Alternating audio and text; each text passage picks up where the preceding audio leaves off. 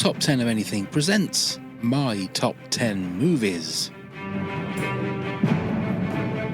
Season 1 of a new miniseries where each guest builds their top 10 movie list and defends every pick. It's the ultimate movie challenge, just 10 films to define your taste, your memories, your life. I'm Pav, and together with our guest, we'll relive classics, uncover hidden gems, and maybe even stir up some debate. Let's get into it.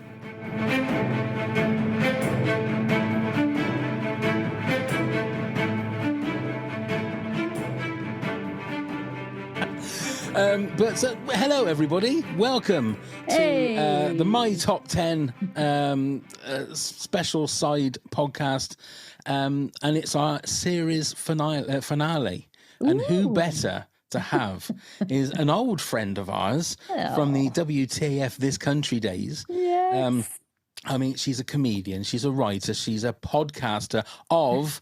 And let me put this, my number 5 best ever podcast that was in my top 10 podcasts. Oh. Fingers on Buzzers was my number 5 best ever podcast. Very kind. Please welcome the wonderful Lucy Porter. Hello, Lucy. Woo.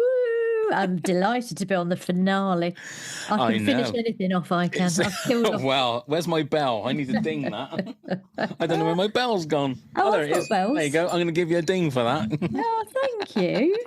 Look, there's a cat come to see you. Hello, cat. What's the cat's name? This is Bernard. But Hello, Bernard. As in not now Bernard, the children's book, because that is what we say to him. And he couldn't be standing more. I don't know what view you're getting there, Pab. I don't know which end it is to start with for all our YouTube it's the bum viewers. End. Basically, what he does, It's the minute I get end. on the laptop, he's like, "Would these people like to see my bum hole? Would that be of interest to anyone? I'll just pop on and show them my bum hole, just in case that's useful." So he's done that now. And for anybody that's just came in at that moment, Lucy's talking about a cat. Okay, it's not a treat for later on from Lucy. Well, that would be a series finale, wouldn't it? That really would. What a way to go out! I think I'd quit podcasting for good. To be fair. Well, I was going to say as well, because you've got your bell. I've got so many noise making. Let's do it. Let's do it for the series finale. Well, because of Fingers on Buzzers. You have to. Yeah. I've got buzzers. I've got bells.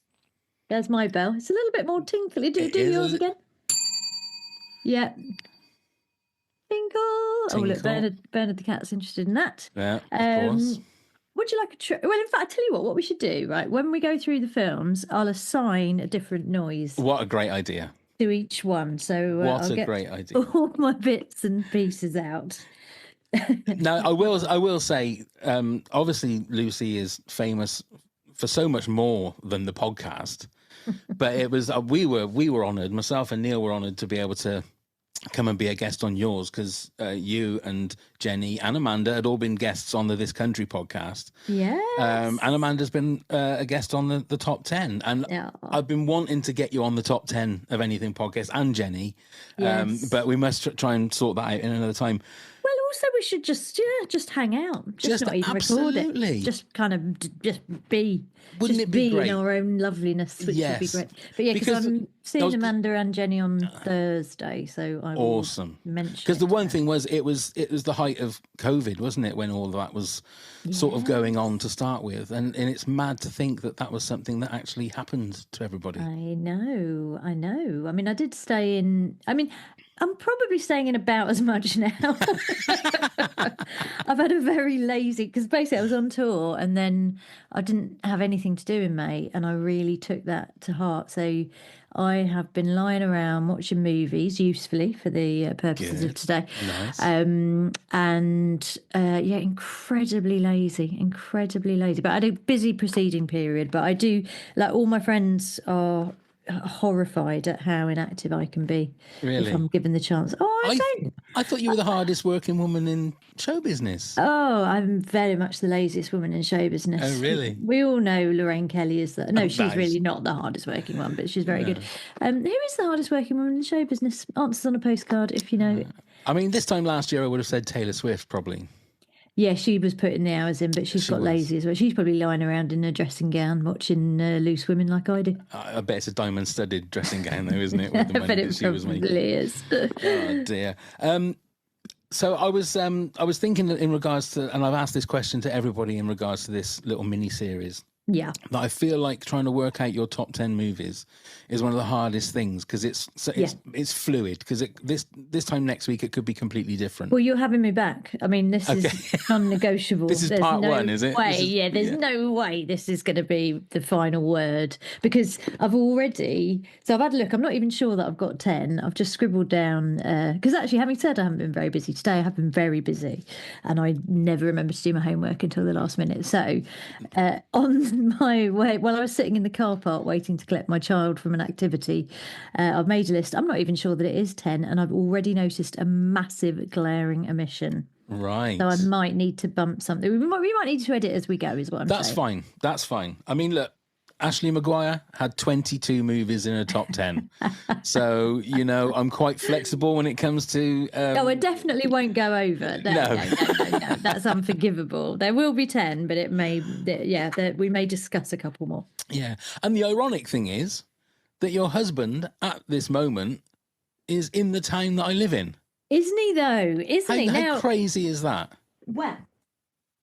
it's very good. So he's in Educating Rita, as you know, but for your listeners, my husband Justin Edwards, tall actor, like comic work mostly, but he can do serious if required. So he's in Educating Rita at the Barn Theatre, Cirencester, and it is absolutely marvellous. It's him and an amazing Scouse actor called Ellie, who is a revelation and a delight. And he's having a lovely time. And Cirencester is so gorgeous, may I just say, congratulations. Well done. I like what you've done with the place. Thank you. I mean, it took me years to get it right, but it's still not around with your little dustpan and brush. I do. Sweeping up.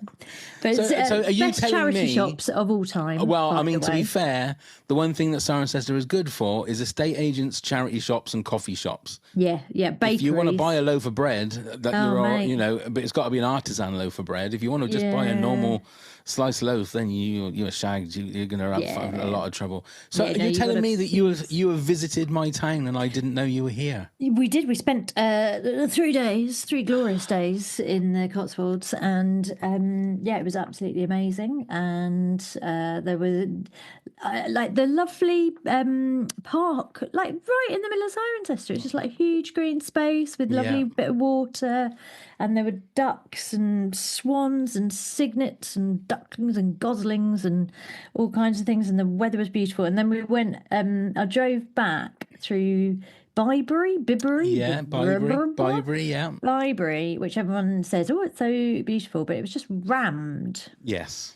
That's where a lot of the tourists go, because it's very picturesque, picture postcard of like quintessential really Cotswolds, yeah.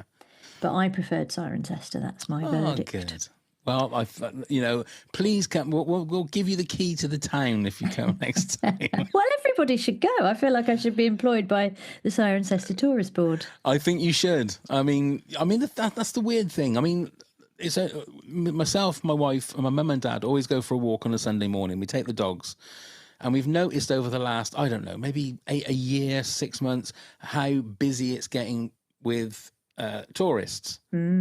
That's me. That's my effect. But the trouble is, people that live here, the infrastructure is awful.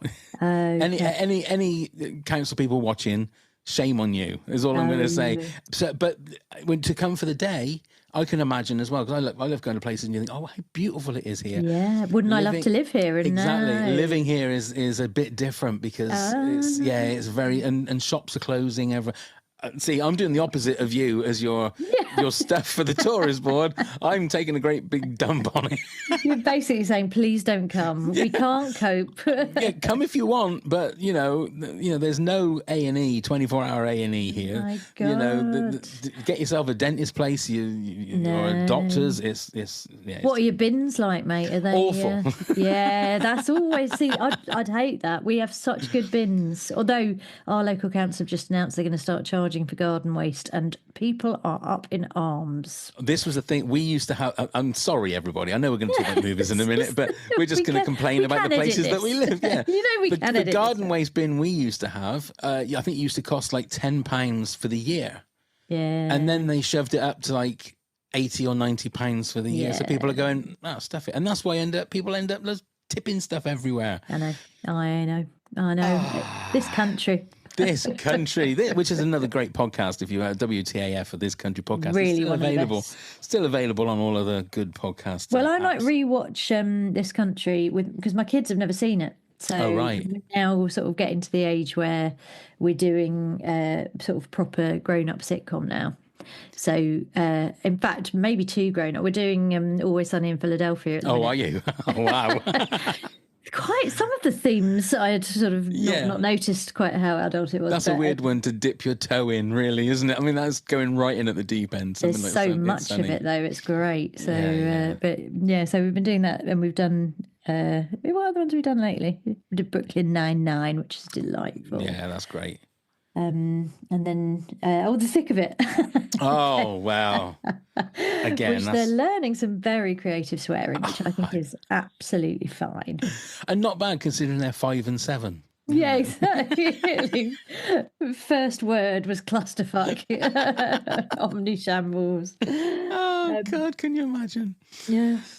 Right. Okay. Sorry. No. This is what it's all about. Oh, before we get into it, Edinburgh. Is that you're going to Edinburgh? Yep. So 14th to the 25th or something, or whenever it ends, 14th to the 24th of August, I will be in Edinburgh. I normally do the first bit of Edinburgh, and that's what I would like to do. But Liam and Noel Gallagher have ruined the whole damn shooting party. Right. Because you basically can't afford to stay in Edinburgh at the beginning of all. The whole thing is insane, so I don't know how it's going to work. But Edinburgh's full for the first bit of the Edinburgh Festival. But if anyone is in Edinburgh, I will be there. Last bit of the festival with a show called Let Yourself Go. Oh wow! Is that for the time when you do that? Because you're far away from that at the moment, aren't you? So when you let yourself go, it's all about what's going to happen when that happens, is it? When I let myself, well, I mean, it's letting yourself go in a positive sense. Oh, right, okay. But yes, it's largely about me falling apart at the seams. Right. And, now, is that the sort of thing that you then take on tour around the country? So then I'll be on tour beginning of next year. So if I'm ever in the Cotswolds area, I'll look you up. Well, I do sometimes play Cheltenham. Is probably about as I think Cheltenham. I think you were at Swindon one time as well, weren't you? Oh, I do always do Swindon. I always do the Swindon. I will look for that one, and there's always a man called Scott Walker who comes, and I sing him a different Scott Walker song every year. Oh, do you? Well, in fact, because my last tour show was called No Regrets. And like every year I'd gone and sung him a different Scott Walker song. And then finally I had an actual title of a Walker Brothers song that I could sing. Very good. How do you normally sort of, when you're starting a new set, do you start with just a fresh piece of paper, or do you walk around with I was going to say a dictaphone. What are we in the 80s? do you walk around? And then my pager goes off. So I have to turn off my Walkman and my Tamagotchi's dying. How do you, or do you sit down for like 8 hours a day and write, or what's your process in? Do you know what I do is I book in some work in progress preview type shows in July, and then like the hour before those shows I sweat and panic and just come up with a load of stuff, and I kind of write it on stage, really. I mean, don't tell anyone if they've paid good money for that. But then the preview shows are normally sort of reduced in price, and they're a lot of fun. But so I kind of write as I go, really. I'm fascinated with these work in progress shows, because like Ricky Gervais does that a lot as well, doesn't he? Are you literally going in with just a couple of little ideas and you just like ramble, do you? And yes. I mean, rambling is a polite way of putting it, but yes, it is. I mean, I think what I'm going to do this time is, because I did this on my last tour and it was quite good, is just write a load of different anecdotes, like the bullet point a title for them, and then hand it to the audience and let them decide what stories they hear. Right. I think that's probably more fun for me and for them if it's different every night. So, because I did a little bit of that on my last talk, because it was all about regrets. So I just wrote down a load of regrets and got people to pick out the ones they wanted to hear. So I might, I'm going to do something similar to that, I suspect. Okay. And you've always worked that way? Has that been your process from the start of doing comedy, or? Yeah, and I've always hated myself and beaten myself up about it and said, why don't you just sit down at a computer and actually write the blooming thing? But I'm 52 You now, can swear so if you like, Lucy. You can swear if you like. I don't mind. no, that's what I say to myself. I Oh, don't is it even you swear in blooming? my Yeah. head. Oh, blooming hell. My blooming hell, really jolly bad show, Porter.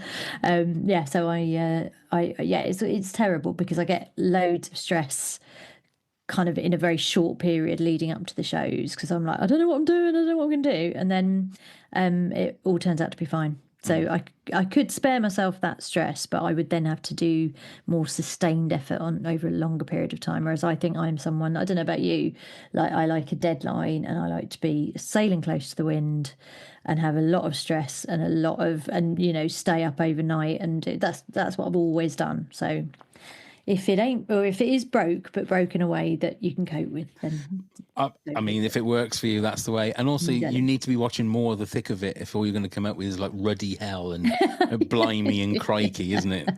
Well, I'll get my children to do my swearing for me now. That's the best way. They can be swearing consultants like Ian Martin was on the thick of it. I will have my own swearing consultants. That's a great idea. Okay, so we've already mentioned your top 10, but how happy are you? Have you got them in an order? I'm going to start Roughly. with. I'm going to sort of start with the ones that I think are definitely going to be, but there's no doubt, right? Okay. And then we'll get to the slightly more tentative choices later on, maybe. Yeah, but do you want to leave what your actual favourite movie of all time is to the end? Yeah, great. Yeah?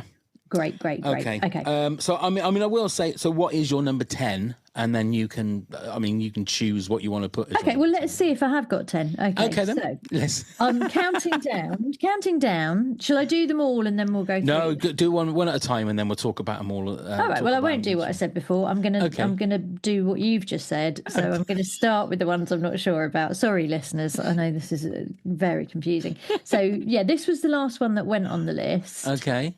So I think this is number 10. We'll see when we count them up at the end. So this is The Awful Truth, which is a movie starring Cary Grant and Irene Dunne.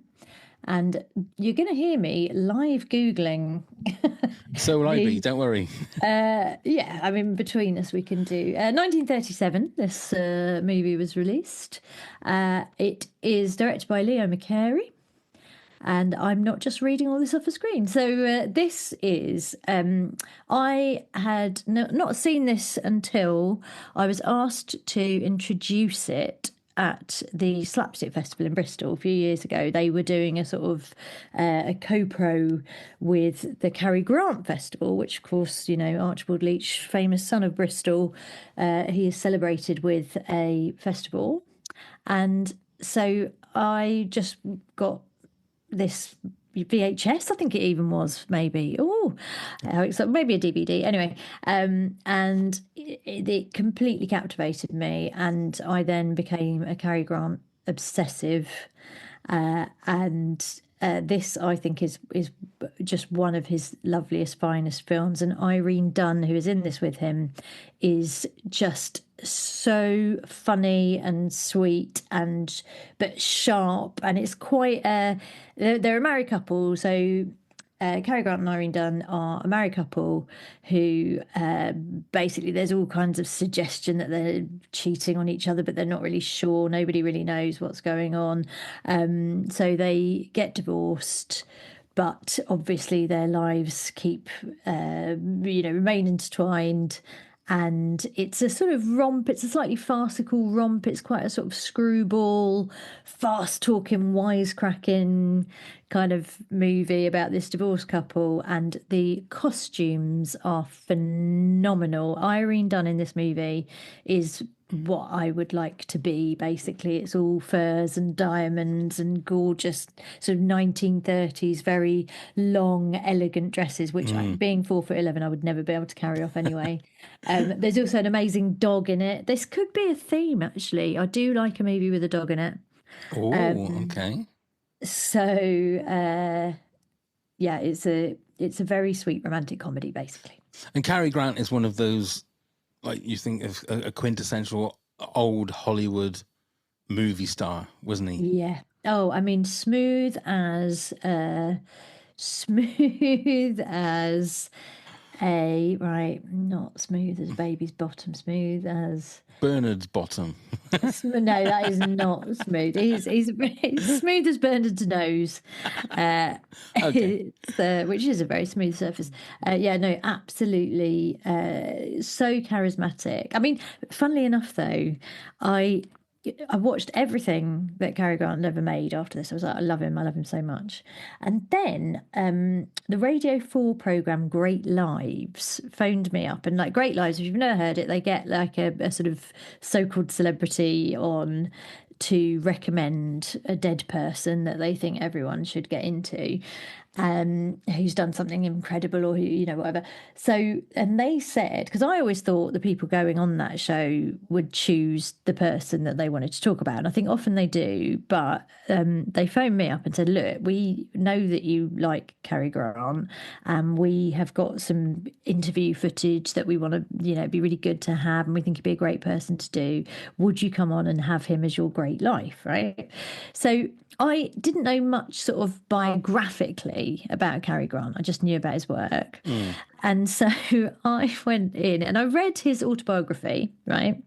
So, and then I go into Radio 4 and Matthew Paris, the presenter of the programme, starts off and he says, we're here today to talk about the great life of Cary Grant. And he is being proposed by Lucy Porter. Now, Lucy, it's interesting that you would pick someone who was such a violent misogynist. And I had no idea, because turns out people in their autobiographies don't write, I'm a violent misogynist who was unpleasant to every woman who ever crossed my path. Right. So that was quite a difficult half an hour of me. Do you feel like you were set up a little bit there? No, not at all. No, because I mean, obviously they expected me to do some actual research, but as you have discovered, I am very much leave it to the last minute and do. You were there in the car a half an hour googling. Yes, I literally was. Yeah. So, but yeah, I mean, I knew that his marriages, hadn't ended well, but so that was. But having said that, I have now read about his life, and he was an incredibly difficult, troubled, I mean, a classic movie star. But I kind of stand by the work, and I can still watch him. I can still watch him and think. I was going to say that age-old question of separating a man from who he is. It didn't affect. When you heard that, did it affect you then on how you thought about him? Or like you say, you still watch his movies now? And yeah, I think I was already sort of so. I mean, I actually think I am quite good at separating the art from the artist, and had a lot of practice, because Woody Allen was my absolute favourite stand-up comic, favourite film director when I was younger, and then like I do now feel a bit like, oh yeah, I mean, I've not really watched much of his new stuff anyway. No. But it will never stop me enjoying his club stand-up from the 60s and 70s, because I just think he was a genius. But yeah, not a pleasant man, but I can still laugh at the things that I could. It's difficult, isn't it? Like, there's some people, Polanski, no thank you, not going anywhere near anything of yours. And it's not, I don't know, some of it is, just how appalling their behaviour was, but then some of it is just sort of the strength of the work. I don't know, I find it very difficult. I would be very hard pushed to defend some of the things that I still like in the face of terrible revelations about their creators. But the heart wants what it wants, doesn't it, Bev? That's true. I mean, who else do we well, anyway, let's not. I mean, I was going to wait and see who you've got like for the rest of your top 10. Yeah, who else is coming up? Luckily it isn't music, so there's no Gary Glitter on there, or you know what I mean? As if there would be.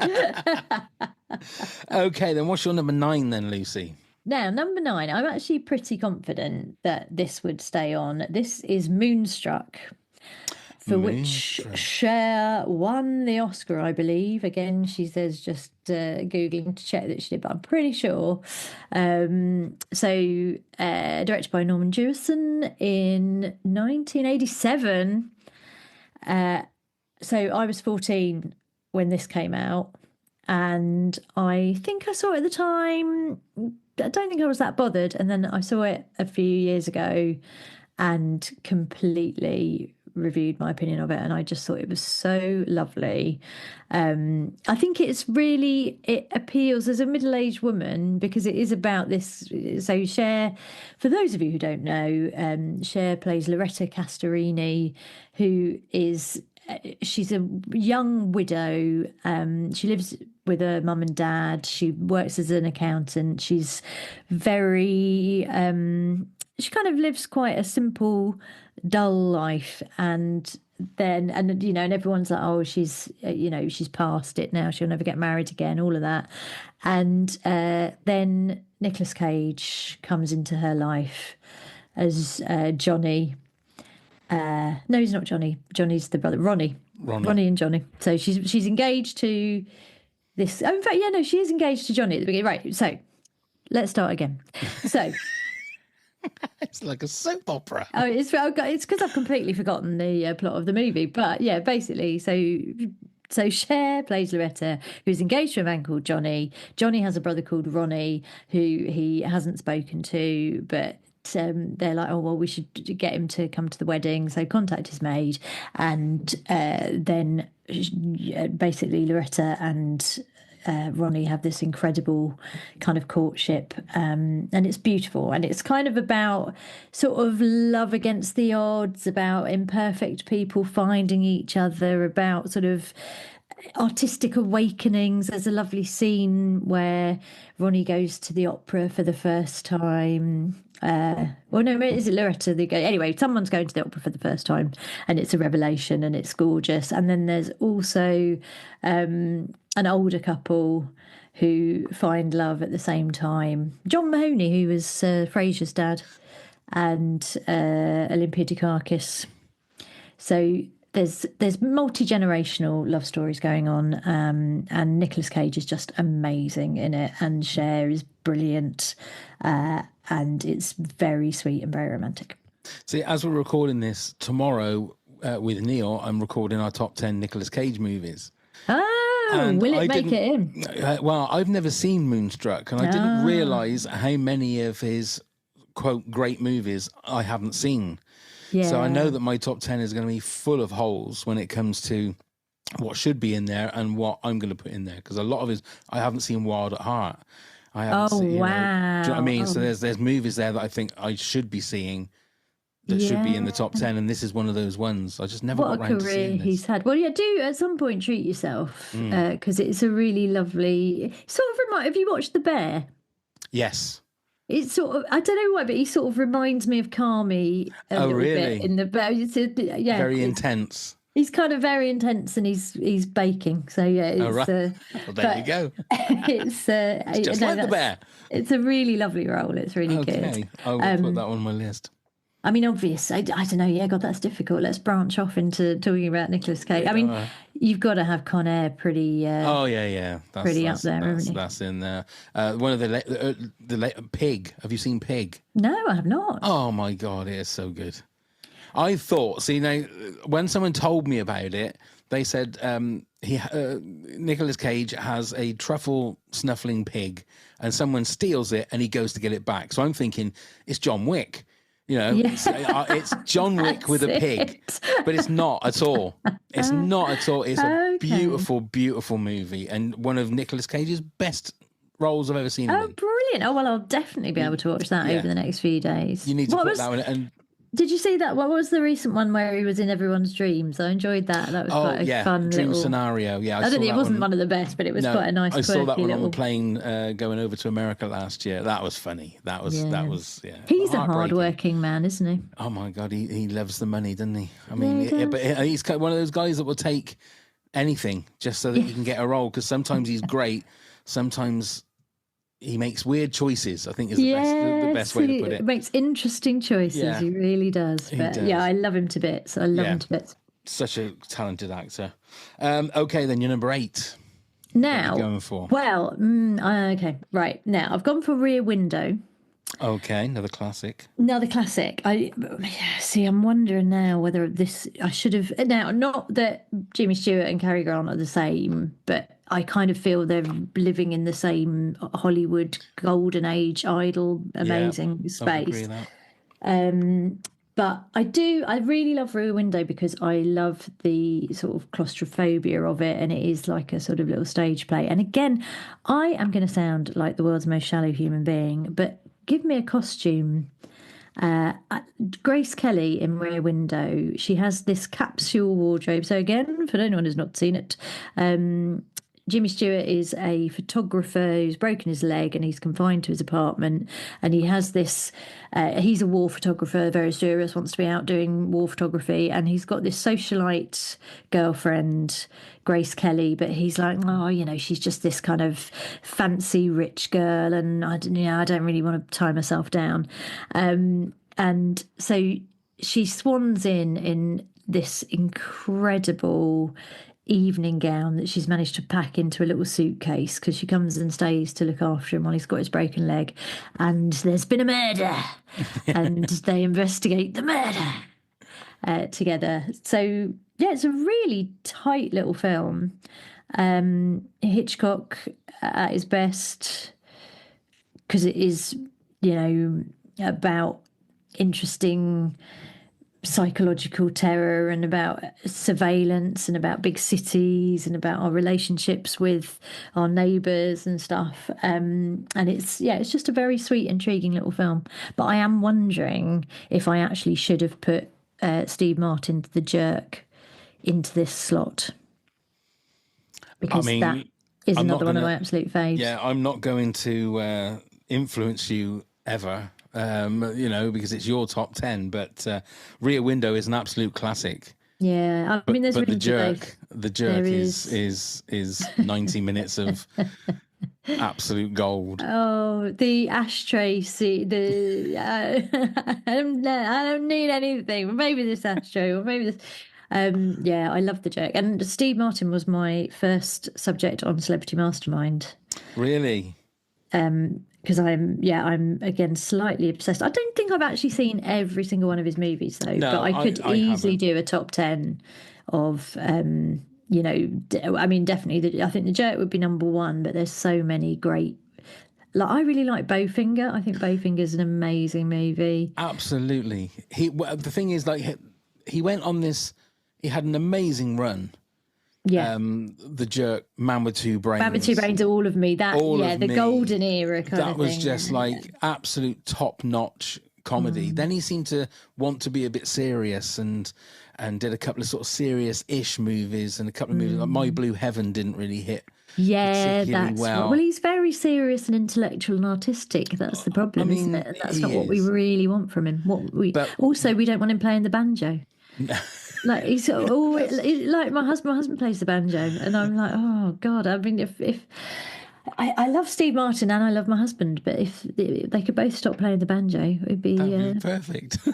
Be much happier. But there's like little lampposts in his career, aren't there? Of like, because I think Bowfinger was kind of after a little period of a few that hadn't quite. But like then you had Roxanne and Planes, Trains, and Automobiles. Roxanne and Planes, Trains. Oh my God, and Roxanne I think would be up there for me as well as I think that's gorgeous. And actually, Daryl Hannah, I think, much underrated. Actually, I think that and Splash are two incredible performances. Yeah, I wanted to be C.D. Bales. I did. It's to the point that I bought a false joke long nose that I used to sit in my bedsit, which was like a granny flat by the side of my mum and dad's house, just with that, because I wanted to be Steve Martin in Roxanne, because you wanted to write beautiful lyrics that would make a beautiful, letters that would make a girl fall in love with you.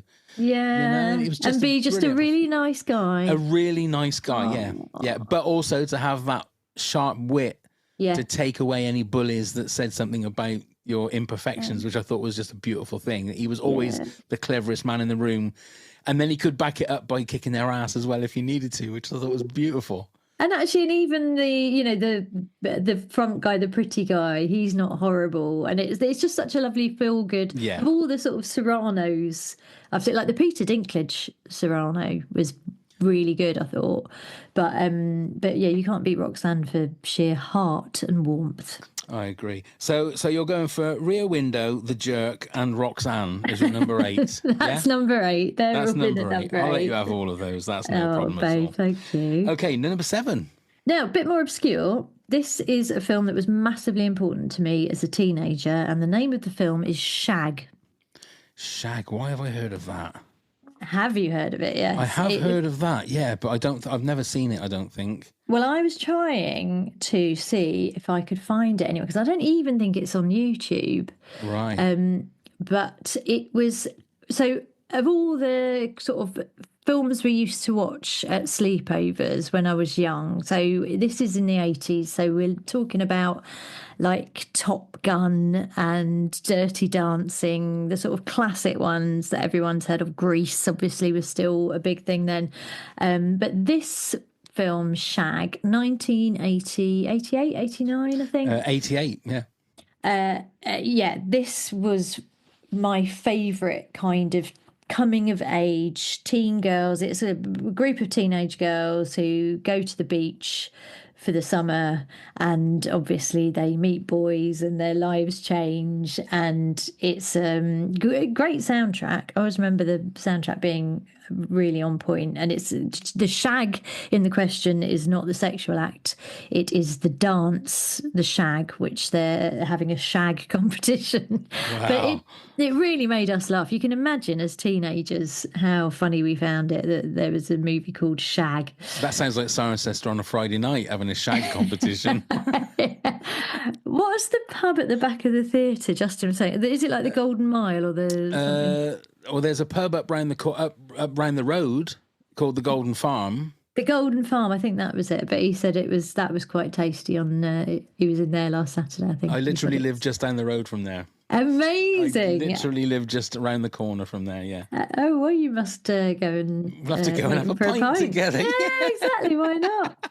I'll ask him to bring his banjo if he could. If you would be prepared to listen to him, I'd be so delighted. Yeah, the trailer's on YouTube, but I can't. I would love to see the whole movie. So if any of your listeners have access to the full movie, then that would be great. Okay. Let me know. Phoebe Cates and Bridget Fonda as well. Yes, it is an extraordinary cast. And I think, yeah, Phoebe Cates, I really wanted to be her as well. And Annabeth Gish. Annabeth Gish is the one that I identified with. So she's the sort of funny fat friend, basically, which was my position in our friend group. So I identified with her. And it's such a trad. It's like a almost kind of by numbers teen coming of age little romantic comedy sweet thing, but it's I think it's worth a look if anyone can find it. And her character's name was Pudge.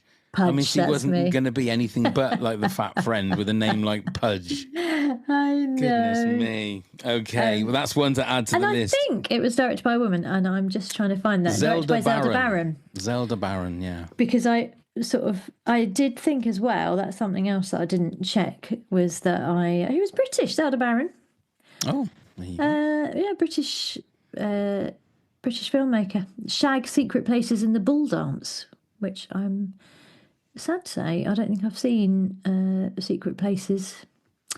She directed 4 videos for Boy George. Anyway. Well, there you go. But yeah, incredibly talented, and yeah, worth a look. So that's Shag. Okay, that's your number 7. So your number 6 then, please, Lucy. We're going abroad. So this is a little foreign film selection. This is a movie called Intacto, which is from about the early 2000s. I'm going to say like 2001 or something. I'll look it up right now. And it 2001. You're absolutely right. Get in. Because I sort of remember it was when I saw it in the Brixton Ritzy, and it was when I just moved to London and I was living in Brixton and going to see fancy Spanish art house movies, thinking that I was the absolute bee's knees and a very sophisticated young woman around London town. And I loved Intacto. It's about luck, and it's about a group of people who can steal luck from others and trade it and stuff. And at the time, I think I'd seen the Arthur Miller play, The Man Who Had All the Luck, which is an amazing play. And that had really struck a chord with me. And I thought that's so interesting how much of life is about luck and how much is in our control and all of that stuff. And then I saw this movie as well, which really, which kind of crystallized, solidified my interest in the concept of luck. And then I ended up weirdly doing an Edinburgh show called Lady Luck, which was all on the subject of luck as well. So it's something of a preoccupation of mine. But Intacto it's a kind of, I don't know, would you call it a psychological horror or just it's a sort of thriller? It's a thriller. It definitely looks a lot dark. I can see that as I'm looking on IMDb, it shows you the trailer. It looks quite dark, that's for sure. Max von Sydow Max von Sydow is in it. Is probably the only person you would have heard of in the movie, and he's like a concentration camp survivor who runs a casino, and there's kind of lots of stuff about gambling and odds and things like that, and then they sort of make people do all these weird tests to see how lucky they are. So it's kind of a little bit of sort of Squid Gamesy type terror stuff about it, and anyway, it's very good, very interesting. There you go. So and is it in Spanish or does it? Yeah. So it has subtitles, does it? It is subtitled, yeah. That's how much of a wanker I was in my 20s. So I was like, cosmopolitan. I mean, you just... I love a subtitle. But then we all watch everything with subtitles now, don't we? Because, I say that, I'm showing my age. I simply cannot hear what people are saying on the television these days. So you're absolutely, and again, it's going to sound like, again, two old farts just moaning about road systems and stuff. Yeah. But you're absolutely right. Because I keep turning my TV up and my wife is going, are you deaf? Yeah. And first of all, I'll go, A, because that's a joke. that's what you have to do. And then secondly, it's can you not hear what they're saying? Because it just sounds like they're mumbling. I know. Nobody's got diction anymore, have they? No. I mean, it's ridiculous. It is ridiculous. But like you say, when you're watching something on your phone, 9 times out of 10 will have the subtitles on it as well. Always. And I always feel relieved when I see this, and I'm pissed off when I don't see the subtitles. Yeah. Because you think, God, I've got to work now. I've got to either turn it on so I can hear it, or I've got to read their words coming out of their mouths, and I can't do that. I'm not. I know. Well, in comedy though, the subtitles ruin it because the secret of comedy is timing. Yeah, well done. I was leaving that way too long.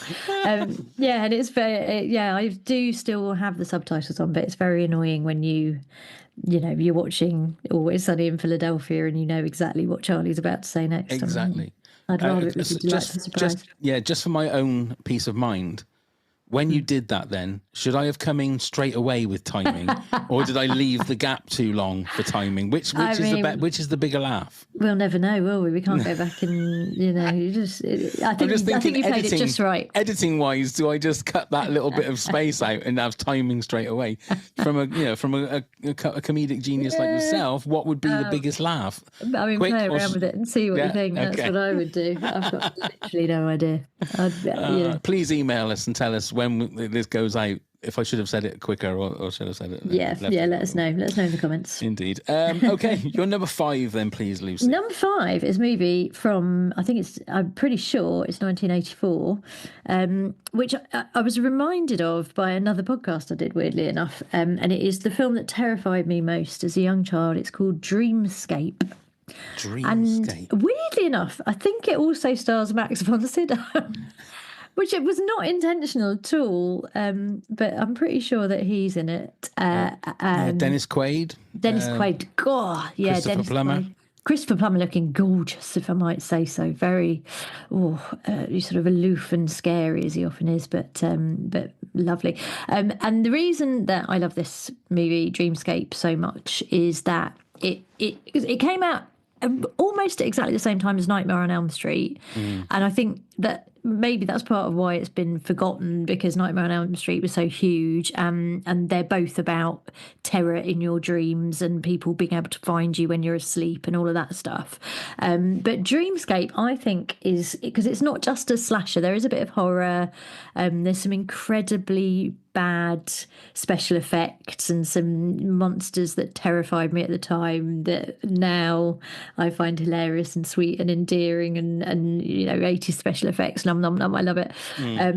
But there is some genuine sort of tension, and there's a kind of plot about politics and conspiracies and stuff. And George Wendt, sadly recently departed. He's in it as well. Yeah, Dennis Quaid's great. Kate Capshaw as well. Kate Capshaw, Mrs. Spielberg. Exactly. This was the same year that was it the same year Temple of Doom came out? No, Temple of Doom was 85, I think. So this is a year before she was Willie Scott in Indiana Jones and the Temple of Doom. Yes. Yeah. Oh, yeah, 84. Yeah, it was 84. Yeah. And also David Patrick Kelly, who was he's Warriors amazing. Come Out to Play. Yes. He is. I mean, he kind of steals this movie, to be honest. So there's sort of layers of baddies, and he's one of the layers of baddie. And yeah, really great. So it's a bit of everything. It's got a little bit of romance, a little bit of adventure, a little bit of spy psychological horror things. It's really a mixed bag. Yeah, and Max von Sydow, has he always been old? Because he always seems to look the same in every movie I've ever seen. I mean, there's footage of him here, and he looks exactly the same as he did when he cropped up in The Force Awakens, which was 2015 or whatever it was. It's crazy. He always seems to look but he just. I'd love to see a picture of him as a young man to see if he still looked old. Yeah, and it just always, that a little bit sad, a little bit, But yeah, what an incredible thing, from Bergman to Game of Thrones as well. Yeah. It's crazy. What a guy. Right. Is he still alive? I think so, yeah. I think he is, isn't he? He's got... he died. Died in 2020. Yeah, 2020. Taken during when we weren't concentrating during COVID. Of course. And he was Ming the Merciless as well in Flash Gordon. So... Yes. What a career. What a career. Okay, then, Lucy, you're number 4, please. Now, number 4, I'm coming bang up to the present day. A Real Pain, which I guess came out last year. I haven't seen this yet. It came out last year, and it is a delightful little comedy drama.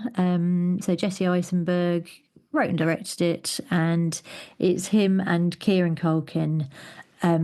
Wonderful double act. It's a really sweet movie about families, about trauma, about sort of intergenerational trauma, and about going back to where you came from.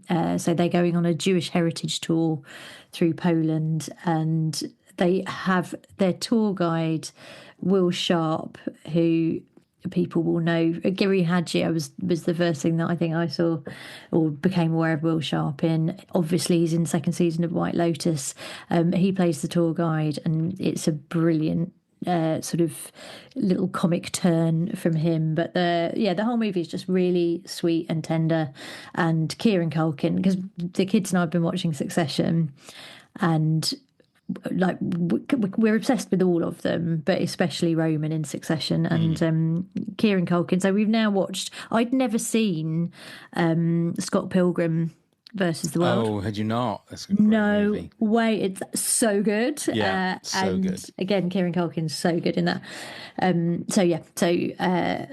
A Real Pain, probably the most modern on my list. In fact, it definitely is. Cool. And it's hard to believe that Kieran Culkin was Fuller, the one that was going to wet the bed in Home Alone. Yes, if he drank too much Coke, he was going to be the one that was going to wet the bed. He's come a long way, hasn't he? He's now got his Oscar. He's shat the bed on many occasions. With gold, probably. Yes. It's on Disney Plus now, isn't it? So I haven't had a chance to watch it, but that's one of those movies that I need to watch. Jesse Eisenberg, I said this on the last couple of episodes. I watched Sasquatch Sunset. Have you heard of that one? No. So this stars Jesse Eisenberg, but it's about a family of Sasquatches deep in the forest, and he's the daddy Sasquatch. So you don't know it's Jesse Eisenberg. Oh wow! And there's no dialogue, and it is one of the weirdest 90 minutes of a movie I've ever watched in my life, because it's just this family of Sasquatches going on their adventures, and it is just surreal. But it's amazing, worth 90 minutes of my time. Absolutely. The thing was, I kept going for the remote control, thinking I'm going to turn this off now, and then I just didn't. Before I knew it, it was the end of the movie, and it was just incredible because, like I say, I mean, if you're not hooked after the first 5 minutes, you're not going to be hooked. Right. But, Yeah. But seeing two Sasquatches having sex, if that's not going to do it for you, then go and put something else on. But it's all I've ever wanted. If it had Max von Sydow in it, if he could be watching, then that would be perfect. Oh, please, someone do a mashup of that and put it on YouTube. That would be amazing. Yeah, imagine him from the Seventh Seal, and he's like on one side of the chessboard, and the Sasquatches are having sex on the other side in black and white. Oh, very good. Dear. Anyway, your number 3 then, please, Lucy. Oh no, I've realised I have got an extra slot because I've only got 2 left. So we could we could parachute the jerk into. Should we just parachute the jerk in at number 3? Let's do that. You have an empty slot, so we'll slam in the jerk. Slam the jerk in my slot. There you go. I got to ding that one. Oh, I didn't do any of my noises. Oh, you haven't done any of your noises. I'll do you a festival at the end. Wonderful. Yeah, a montage. Yeah. Give us your number 2. Number 2. So number 2 is going to be Groundhog Day.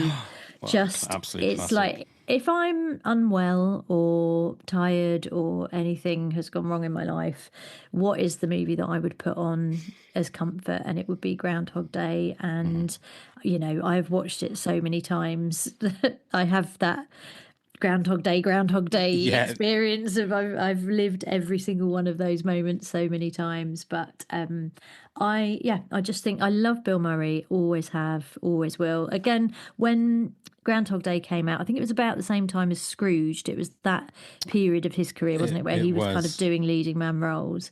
And I loved Scrooged as well. That is kind of close to Groundhog Day for me, but I think Groundhog Day just slightly edges it. But I just think it's people now are like, oh, I don't know if he's a very nice man, Bill Murray, or I'm hearing bad things, which worries me because I can't have him go the way of Woody Allen. I don't think happen to me. Yeah, I remember seeing something. There was something about the way that he acted with somebody on a set, and then it was found to be just somebody trying to cause trouble, I think. Okay. And because I think he kind of said, well, look, I didn't do anything. It's just somebody trying to, again, I don't know. I was never there, so I don't know. But if I have to do more separating of art from artists, then so be it. But now. Yeah, he always seems to be somebody that has this aura around him as somebody that he does what he wants to do. Yeah. Do you know what I mean? And that's a wonderful way to live your life. Well, it really is, isn't it? And I love him in the Wes Andersons. I love him. I just think he is a great actor. And I'm not always, I'll be honest, a big fan of Andie MacDowell. No. But very much so in Groundhog Day. I think she's excellent in it. She's the right sort of fresh-faced kind of... I say that's really mean. I shouldn't be mean. I think she's very good. She is very good. I think I just did not like her in something, and then I've held it against her. But there's no need for that kind of negativity. Anyway, the lovely Andie MacDowell is an asset to this film as well, and the camera guy who is in everything, whose name I have Chris totally Elliott. forgotten. Yes. Yeah. Who deserves an honourable mention, doesn't he? And look, Stephen Tobolowsky, who was Ned Ryerson. Yes, Ned Ryerson. It comes up and says the same thing every time. One of the best running gags. And this, what I love about it is that it is, it's quite a clever, funny, cerebral film, but there's a lot of great slapstick in it, and all the Ned Ryerson stuff is great slapstick. There's some lovely bits of punching and falling in puddles and all sorts of stuff going on. So good. And directed by Harold Ramis, of course. Yes. As well. I mean, absolute classic, that one. Okay, then. So here Lucy, we go. What is your number 1, your greatest movie of all time? Well, I feel it's probably a bit predictable. I think people are going to be going, I bet she's going to say The Apartment. And they're absolutely right. I am. Because I think we've established I love a bit of comedy. I love a bit of romantic comedy. I love something a little bit bittersweet. And I love Billy Wilder. Completely adore his entire oeuvre. But I think The Apartment is just just so affecting. And Jack Lemmon can do comedy, he can do tragedy, and Shirley MacLaine is just radiant throughout. And yeah, I would definitely have this on my desert island, or if I could only ever watch one movie for the rest of my life, this would be it. There's something about, Jack Lemmon's one of the greatest actors. You can't put him in a cubby hole of a certain type. He does everything, doesn't he? Yeah, I mean, I'm trying to think what Days of Wine and Roses. The Odd Couple. Oh, The Odd Couple. I mean, just yeah, I think the beauty of him in this movie, though, is that he's such a loser. He's such a loser, and we are rooting for him, and then he gives us like this kind of inner strength. There's this incredible sort of core of decency, and I think that's the thing I really like about the film, is the whole message of it is, being a decent person will pay off in the end, which sadly, as we know from the real world, isn't true. It's a wonderful fantasy, but that's what I love about him, is that he can be a sort of an underdog, and he's not without his flaws. So he's allowing married men to shag in his apartment. He's not a complete moral paragon of virtue, but and that's the proper version of shag. They're not getting them to dance. They're not dancing in the apartment. They are getting down to it. They're getting jiggy. Yeah. So, but yeah, and then he sort of comes good in the end, and it's a film where I think a lot happens in that film in a space of a very short amount of time. That's the thing with Billy Wilder movies. He packs, like Some Like It Hot is one of my favourite movies of all time. Yes. And there is just so much in it. It's so many different kinds of movies all in one. Yeah. Here's a question for you then. So if they had to remake The Apartment, not that they should, no, if they remade The Apartment today, who do you think would play the Jack Lemmon and Shirley MacLaine roles? Well, I might put Kieran Culkin into the... That's a great shout. I mean, you're thinking Ryan Gosling. I mean, that's what I suspect would happen, is that they would go Ryan Gosling. But I think we should give Kieran Culkin a shot at that. But Ryan Gosling's never going to be a loser, is he? Not with a face like that. Yeah, no, that's true. And that's no disrespect to Kieran Culkin. But Kieran Culkin, that's a great shout. I could see him doing that. Yes, and I don't know who the female lead would be. I mean, again, I'm going back to Scott Pilgrim and thinking any of the amazing women in that could probably... Shirley MacLaine, another one, yeah. Like, Sweet Charity. She can sing, she can dance, she can have political opinions. She's very... also slightly bonkers, I think. Like, you always get that impression with her that she's like, she'd sit you down and talk to you earnestly about your cat's astrological charts and all of that. Yes. Which is that's what you want in a Hollywood actress, I think, is slightly nuts. But yeah, so The Apartment, that would be my number one. That's it. Well, that's perfect. That's a great top 10. Obviously, there's a couple there that I've not seen. But that's a great top 10. I mean, the fact that you've got... So how many did you get? You only got one. You got number 8, which has got 2 in. So you've got 11 in your top 10. That's not bad going. Yeah, I mean, and I think, as I say, when I come on next time, when we do parts 2, 3, 4, 5 and 6, then we'll get this full... This is going to be the Lucy Porter saga. This is right. of your top 10 movies. Here we go. I'm going to give you... Train Whistle. Okay. Nice. Pretty good, right? That's pretty good.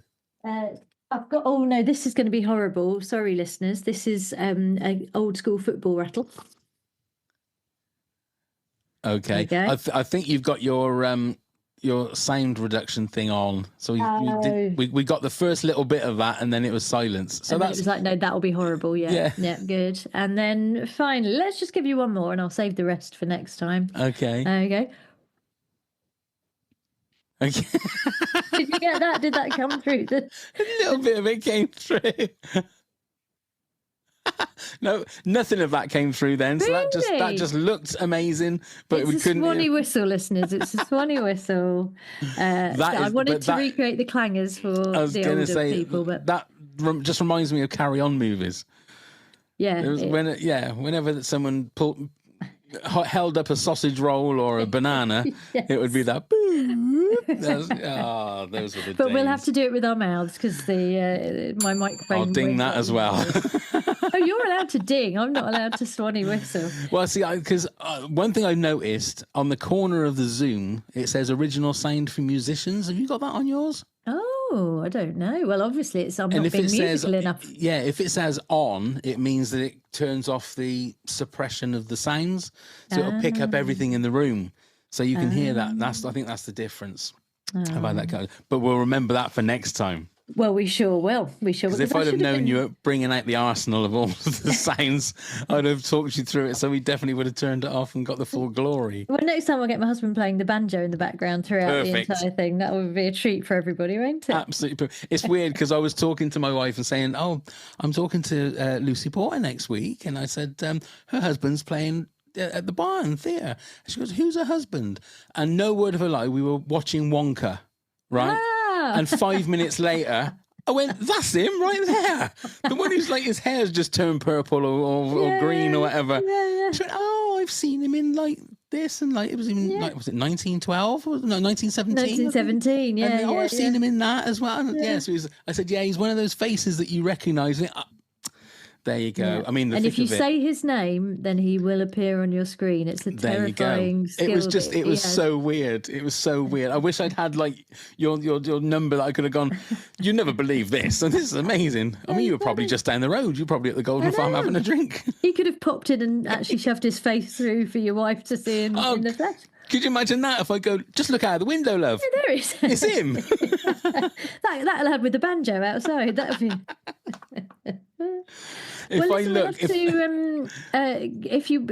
I'm sure he'd be delighted to gift you a couple of tickets if you're. We are talking. We are trying to work out when we can go. We had a death in the family a couple of weeks ago, so things are sort of all over the place. But we are trying to work out when we can go. No. So we'd like to pay because don't be ridiculous. Let him buy you a ticket. We can sort that out off mic probably. You can buy him a pint. Oh yeah, sorry. Anyway, but we'll work that out. All right, my darling. Okay, so please, everybody, is there a link for tickets for your Edinburgh shows? You just look on the internet, don't you? That's what you do these days. But I'm touring all over and I'm always around, so just keep your eyes peeled. And if you say my husband's name, he shall appear. Maybe he could tell you. Maybe he could tell you how to get tickets. Like a Star Wars Force ghost, won't he, with his banjo there and his green hair or whatever it was he had in Wonka. And then crying like he was in 1917. Yes. Always crying. Or just being a buffoon like he was in the thick of it. That was my favourite. That's in general. Yes. Will he listen to this? Yeah, no. No, good. If he does, if he's made it to the end, I'll be astonished. So please go in and if you've got a website, it is just lucyporter.com. I mean, God knows. Yeah. There's a put the links in the show notes so people can just click onto that. And thank you. Very kind. You're very kind. I don't like to encourage people to come and see me. It's well, no, that'd be silly, wouldn't it? Seems gauche. But if anyone does have a copy of Shag on please let me know. Or any other medium. I will forward it on to Lucy. And what about the Fingers on Buzzers podcast? Is that coming back? Yes. We've just been really lazy. Yeah. And so we are meeting up this week. We're going to be doing more Fingers on Buzzers. We're doing the Bolton Comedy Festival in July. And then we've got some other live dates in the autumn. So that would be nice. Wonderful. And for everybody else, if you want to get in touch with us, come and get a subscriber on Patreon. Come and be a Patreon top head, as we call it. Yes. That deserves a ding as well. Ding, ding. All the links are in the show notes. You can come and be a guest on your own episode of our, the normal day-to-day, weekly top 10 of anything podcast. Everything else is all on there. Just click the links as before. Lucy, thank you so much. It's always an absolute pleasure to talk to you. Pleasure. I've enjoyed myself enormously, and I'm probably going to go off and watch Pig now. Yes. I might just do that tonight. Absolutely. You should do that tonight. You should do that. And everyone else, thank you. Bye. Bye.